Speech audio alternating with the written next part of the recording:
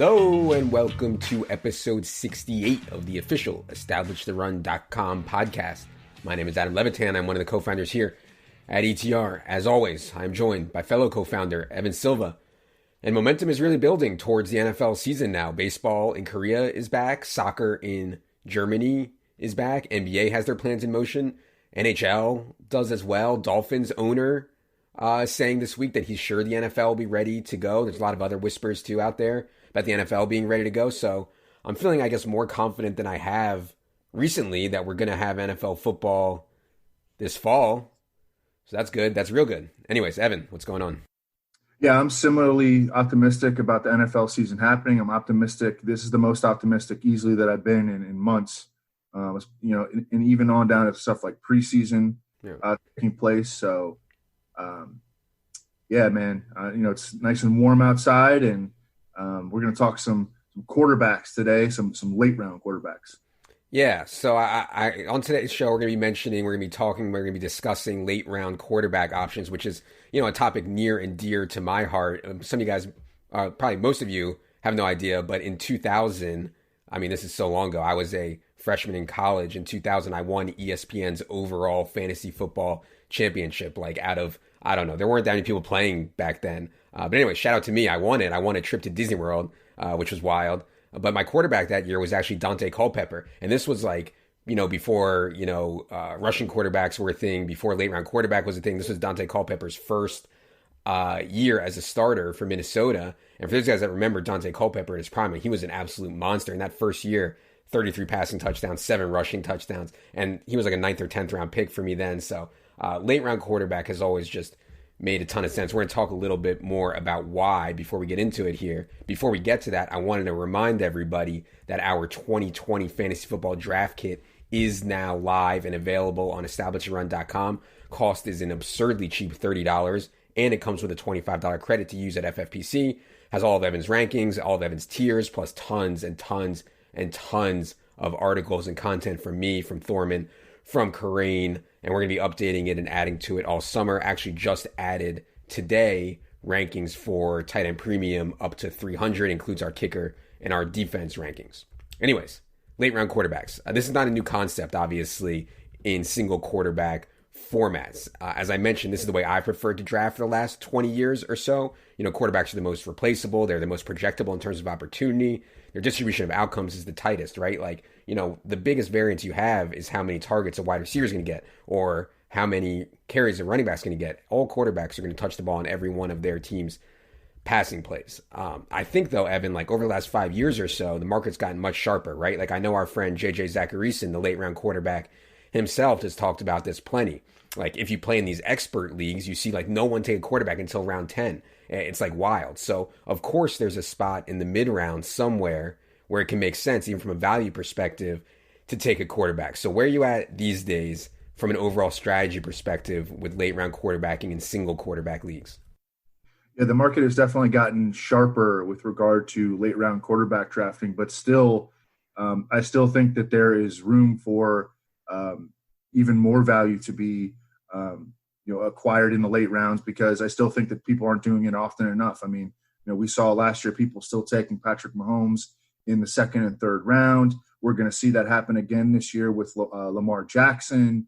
The sort of middle round quarterbacks like that tier, which included Baker Mayfield last year and Aaron Rodgers, and those guys were busts, and that's really a dangerous sort of area to draft quarterbacks, because you're not getting the draft day value, and then when they don't hit, it's really crushing you in terms of opportunity cost. And opportunity cost when you take is when it's really felt when you take a quarterback in the second or third or even the 5th or 6th round, and you are not using that selection on a running back that can really tilt your chances of winning your league. Whereas the quarterback, just because the position is so replaceable, and they better score, at wicked levels week in and week out, and typically they just don't.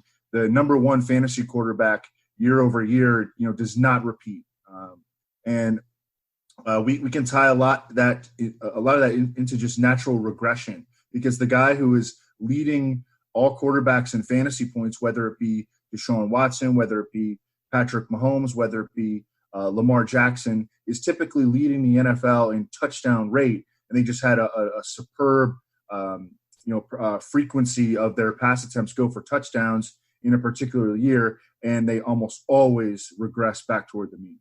Yeah, for sure. And yeah, there's a lot of quarterbacks this year that I can get on board with in the later rounds. But the market is pushing them down, Like today we're going to talk about quarterbacks with an ADP of 120 or later. And there are a ton of them. Like the QB9, Matt Ryan, is at 127.2. By the way, I wanted to mention, in those FFPC ranks that we just put up in the draft kit, you'll find actual ADP that we now have from FFPC high stakes leagues to 350. So I know, I think it's super valuable just to be able to look at high stakes ADP. You can find that in the draft kit now in the FFPC rankings. But anyways, so today we're going to talk about the options who currently have an ADP of 120 or greater. Some of the ones we like, some of the ones we don't like. So guys who have an ADP above 120 are obviously Lamar and Mahomes. There's also that tier, which I like, but as Evan said, it's kind of pricey. Dak, Kyler, Russ, Deshaun. I like all those guys a lot. They are somewhat pricey, and you'll have to spend a mid-round pick, like Evan alluded to, and then Josh Allen and Tom Brady in the tier after that. And then you start getting into these guys you could consider late round. I mean, I don't really consider Matt Ryan and Carson Wentz late round quarterbacks. They're super solid, but they're just going there because they're not super exciting, and people are waiting on quarterbacks more and more often. Let's start with Carson Wentz, Evan, quarterback 10 in FFPC ADP, 133.2. I mean, I don't think people realize the weapons that Carson Wentz had last year. For much of the year, his wide receiver one was Greg Ward. Like, how can you have big games with Greg Ward as your wide receiver one? And now they have Jalen Reagor. Now they have Alshon maybe healthy.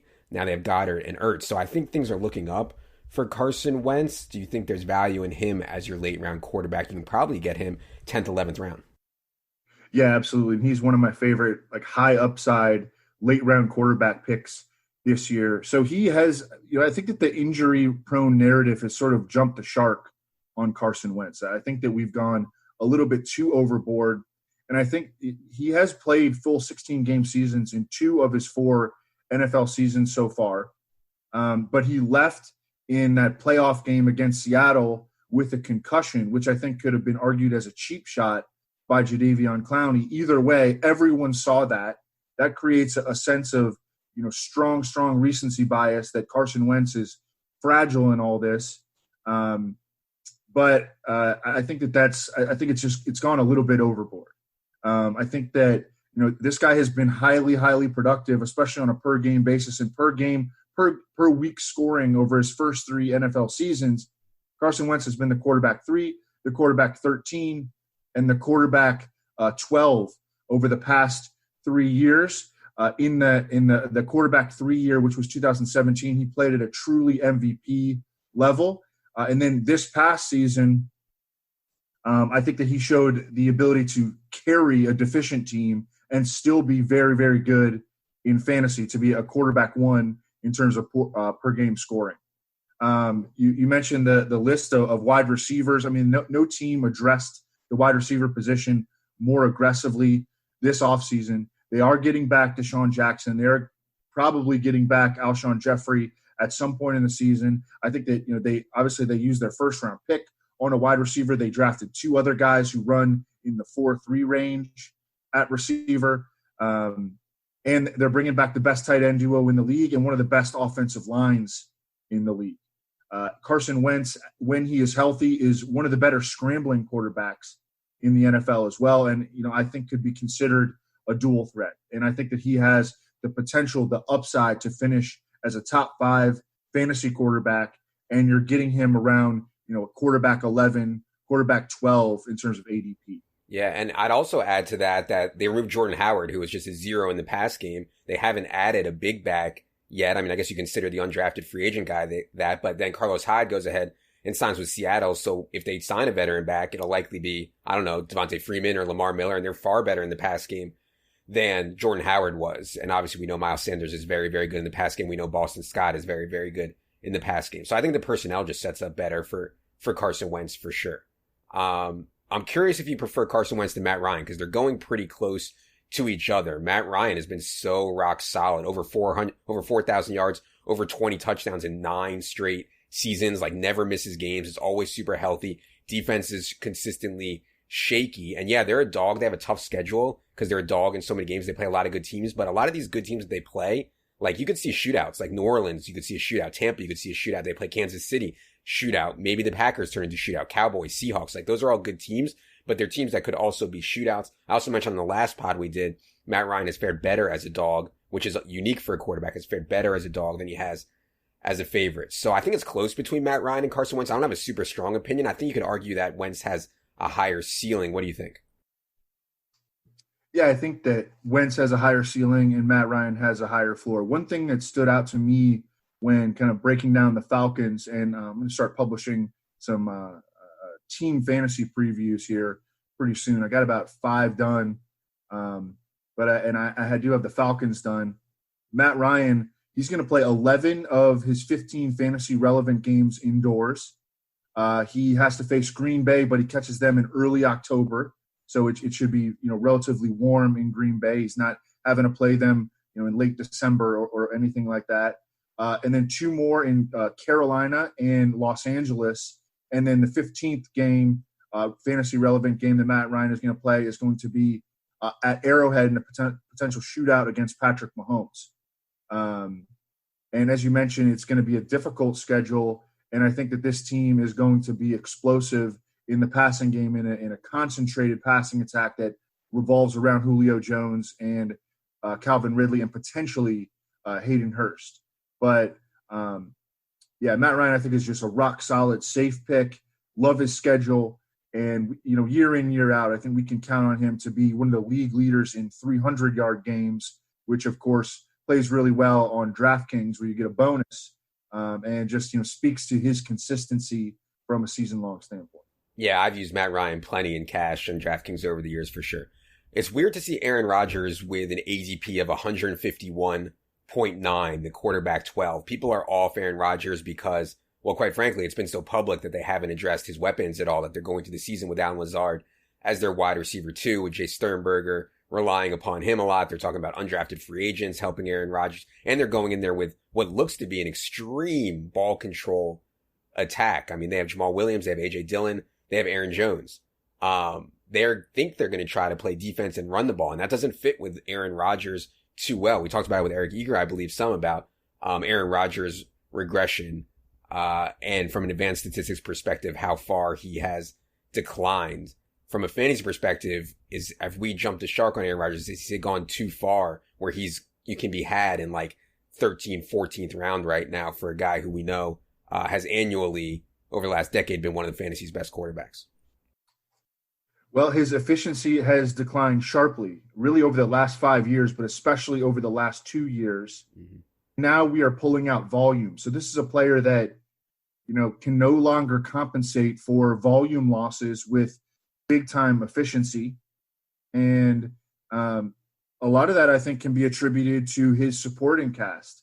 Because, right now, look, I love Devontae Adams, but Allen Lazard has to be one of the weakest number 2 receivers in the league. Now he's going to be a 3rd-year undrafted free agent.